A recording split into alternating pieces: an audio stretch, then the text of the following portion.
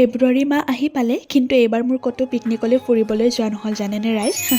Hello' everyone, আজি দাদা মই আৰু দাদাৰে দুজনী লগৰ ছোৱালী মিলি পেলাই আমি আহিছোঁ পবিতৰা ৰাষ্ট্ৰীয় উদ্যানলৈ বুলি। আৰু ফাইনেলি বহুত দূৰ বাট গৈ গৈ আমি আমাৰ মেইন জেগাডোখৰলৈ আহি পালোঁ। আৰু আমি আমাৰ মিনি পিকনিকটোৰ কাৰণে প্ৰথমতে এই ঠাইখন চিলেক্ট কৰিছিলোঁ, কিন্তু তাত খোৱা নহ'ল, তাৰ পৰা গুচি আহিব লগা হ'ল কাৰণ নদীটোৰ সিটো পাৰে এটা মস্ত কলা হাতী আছিলে।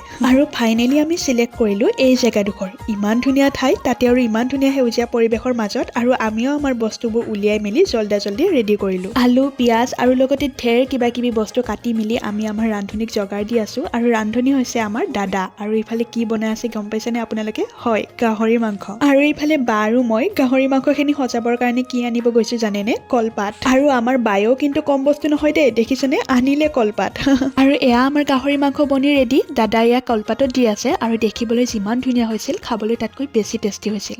আৰু আমি খোৱা হোৱাৰ পিছত কেইপিছমান এনেদৰে ৰখি গৈছিল, আৰু তেতিয়াই কুকুৰৰ পোৱালি এটা আহিছিল, তাকো দি দিলোঁ খাবলৈ। আৰু সি ইমান মৰম লগা, আমাৰ ওচৰৰ পৰা যোৱাই নাছিলে আৰু বাৰে বাৰে তাৰ লগত খেলিবৰ কাৰণে আমাক এনেকৈ মাতি আছিলে। আৰু তাৰ পাছত ভাত খোৱাৰ সময় হৈ গ'ল, আৰু ভাতৰ লগত আছিলে পনীৰৰ আঞ্জা আৰু লগতে বেঙেনা পোৰা। আৰু টেষ্টৰ কথানো কি ক'ম, সকলোবোৰ 10 on 10, আৰু চব আইটেম আমাৰ দাদাই বনাইছিলে। আৰু ভাত খাই মেলি সকলোবোৰ বস্তু সামৰি এয়া ছানছেট চাই আমি ঘৰমুৱা হৈ আছিলোঁ। কিন্তু ৰাস্তাৰ কাষৰ এখন পথাৰতে এটা গড়ে ঘাঁহ খাই আছিলে, তাক চাবলৈ আমি অকণমান ৰখি দিলোঁ আৰু এনেকৈ বহুত বেছি এনজয় কৰিলোঁ। গতিকে আজিৰ মিনি ব্লগটো এইখিনিয়ে আছিলে। তেতিয়ালৈ মোৰ চেনেলটো ছাবস্ক্ৰাইব কৰি থ'ব। আজিলৈ আহিছোঁ তেন্তে, বাই।